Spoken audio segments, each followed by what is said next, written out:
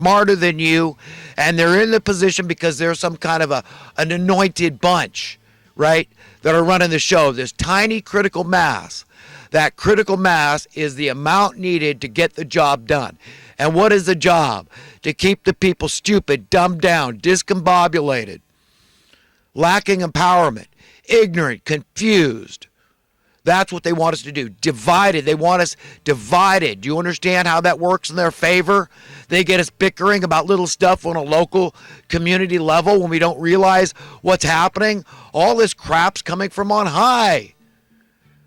The currency debasement, the currency deworthment, the currency dilution. Okay, they're raising your cost of living in perpetuity, and they've got a lot of people convinced this is the way to go, or they got liars, disingenuous schmucks out there lying to you, telling you that it's all good, man. Higher and higher housing prices, the sky's the limit. Property values. Won't educate the people on how one man's values translates to another man's burden, or about the direct correlation between the cost people pay for a house and the cost people are paying to rent a house. Do you understand? All the investors, these wonderful people, rich dad Robert Kiyosaki and his ilk will tell you, it's just a good investment. It's just a good idea.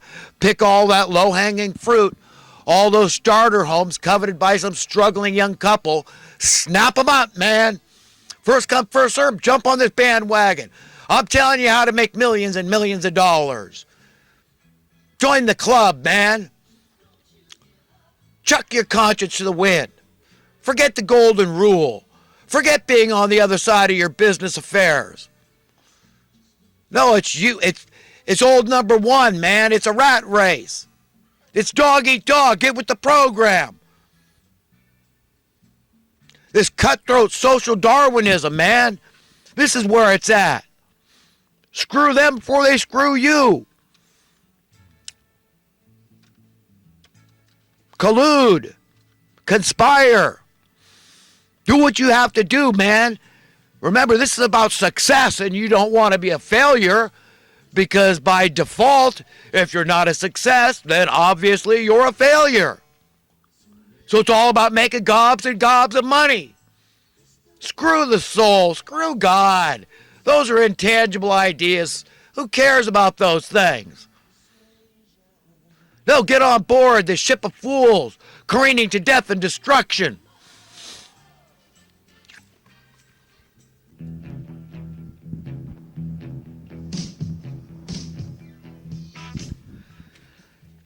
So, my friends, I get a little wound up, and I like to think it's all theatrics, but I am passionate about this. I've been watching, and I've had to witness this thing unfold for decades upon decades, since I was a little kid, 5 years old, living in Southern California in Manhattan Beach, when JFK was assassinated, when we had a money printing coup, and we lost America, and that was the death of America, I firmly believe. That's when you use an analogy of the frogs in the water, and if you boil them slow enough, they won't jump out. Well, that's when we were plunked in the pot. Since then, we've just been put to sleep and cooked. And we're about done. I think that these evildoers know they're at the end of the line, that they're being exposed. People are figuring it out. They're dividing us on purpose. I mean, the mainstream media, what do they do to educate people? I mean, these top politicians, Bernie Sanders, you're such an intellect. You want to educate the people. $15 an hour. What an idiot. Come on, man. Come on, tell me you don't understand. You're a lot older than me, friend. Okay, and you don't understand. Okay, why don't you just educate the public? It's not difficult. I do it every week. I tell people, let's look at the buying power of a minimum wage job. Let's just use the $1 figure out, an hour figure from the early 1960s. You can get all the statistics at the Labor Department. Look for yourself. So I'm not making nothing up. I don't need to, because what I'm talking about is dramatic and glaringly obvious. Okay, why come up with a minimum wage? A federal minimum wage was to protect the workers from unscrupulous employers. Okay, so we know the rhyme and the reason why we needed a law, right, to protect the workers. Okay, well, when it originally came out, you could afford a middle-class life. If you were willing to hold down a full-time job, devote your life to a job, 40 hours a week, sun up to sundown, sometimes, depending on the time of year, right? then you deserve at least to have a middle-class life, to realize the American dream of home ownership. And that's the way it was in America. Trump won't, he's MAGA this, MAGA that. When was MAGA? When was America great, Trump? Well, I'm telling you, in the early 60s, when a minimum wage job, okay, could afford you a middle-class life and to realize the American dream of home ownership. How far gone is that? What would minimum wage need to be on a federal level? If everybody in every community in America was able to afford to be, comfortably afford to be a homeowner, one spouse stay home, take care of the family, comfortably afford to pay all your bills, have money to save, have money to use, disposable income, how much would it need to be? Let's do the math. That's all I'm saying. Do the math. You could do a rough job in your head. Write down approximately what your food is, what your energy costs are, what your insurance is, car maintenance, car payments, hygiene, toiletries, cosmetics, clothing,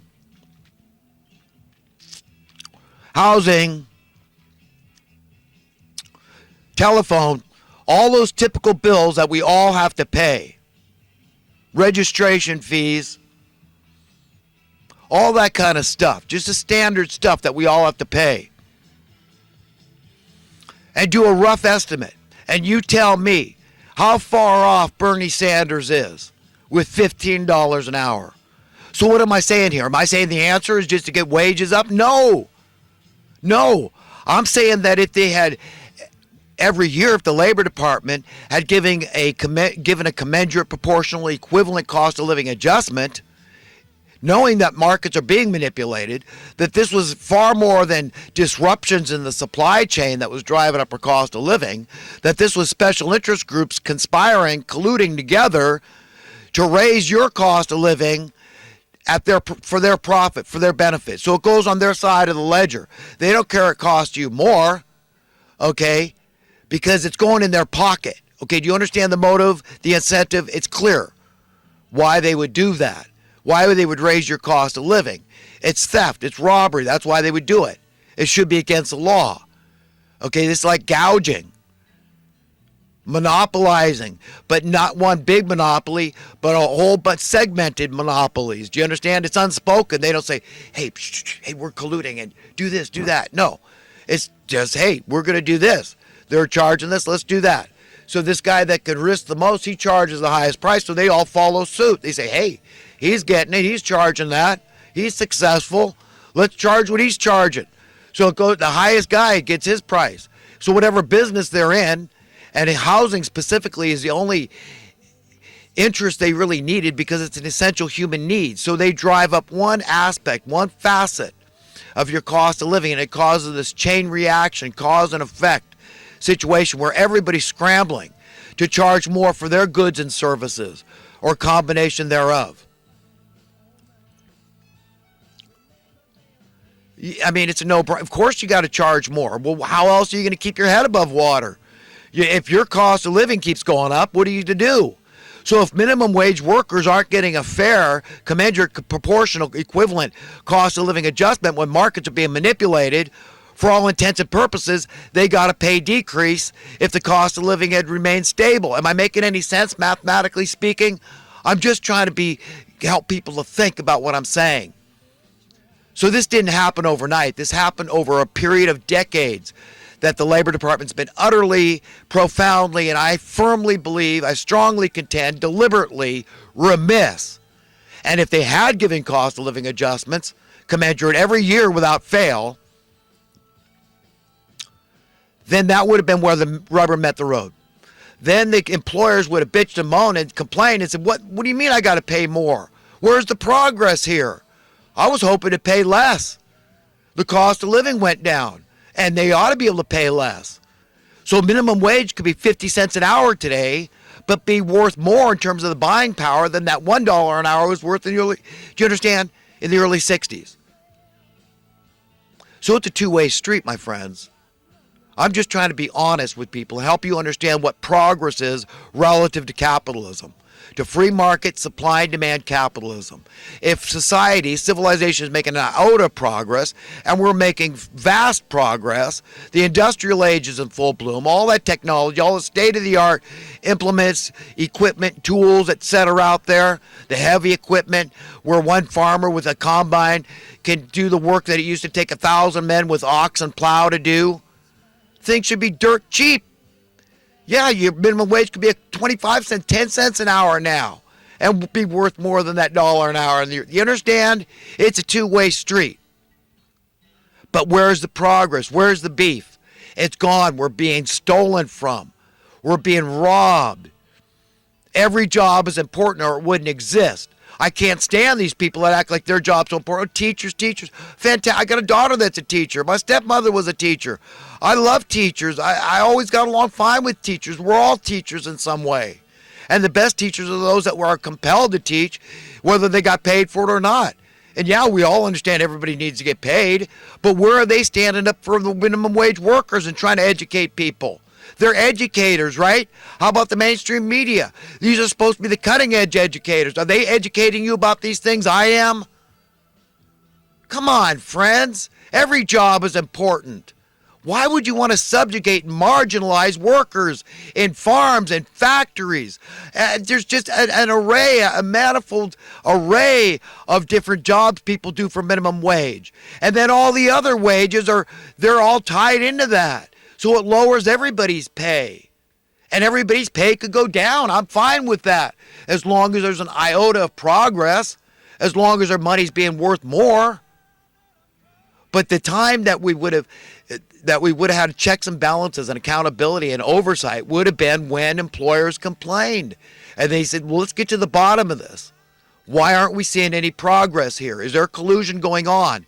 Or is this a genuine, just a long-term disruption in the supply chain? That's what's driving up prices. Everything's getting more expensive because there's shortages.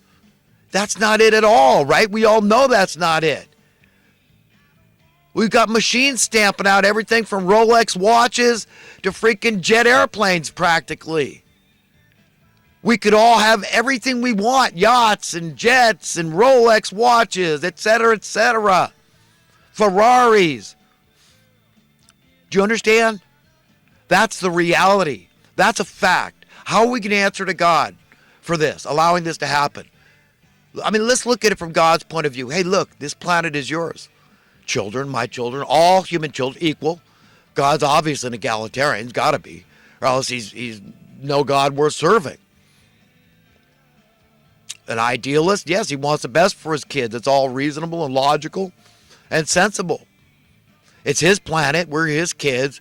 He says, share it. It's not God's fault that there's money exists. It was an invention out of the hearts of evil men, okay, to have one up on somebody else, to oppress people, to have an exclusive privilege over others, to control others, to rob others, to get them to do the work that they're unwilling to do because they're too stupid and lazy, thinking they're so smart.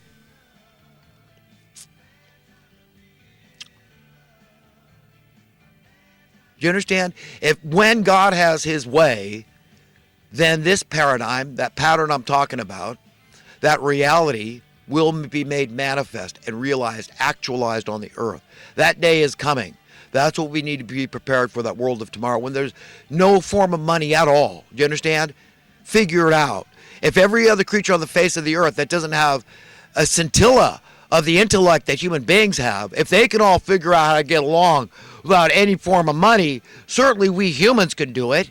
I mean, how are we going to answer to God for not saying, oh no, that's crazy. How could we ever live without any form of money? You understand? Well, people couldn't hoard, could they? You only take enough for what you can use. We could all have dozens of houses if we wanted, or we could just share stuff, which would make a lot more sense, and we don't have a lot of wasted houses sitting around because we could all only use one house at a time. But we could have a huge abundance, a huge excess, a huge superfluity. And that's what that day is coming. And we need to get ready for it. We need to ready our hearts and minds and help others be ready for it. But as far as these tyrants go, the only way that we're going to change things, extricate ourselves from the maws of these evildoers and this beast system, is with God's help. That's it. There's just no other way around it. So you got to do it prayerfully. But you got to speak truth to power. You got to be brave. You got to be willing to die. You got to cut through all the crap and clear the muddy waters and realize they have been dividing us on purpose. Okay, because the last thing they want is for us to get it and unify, okay, and come against them as one unified force and throw down these dictators.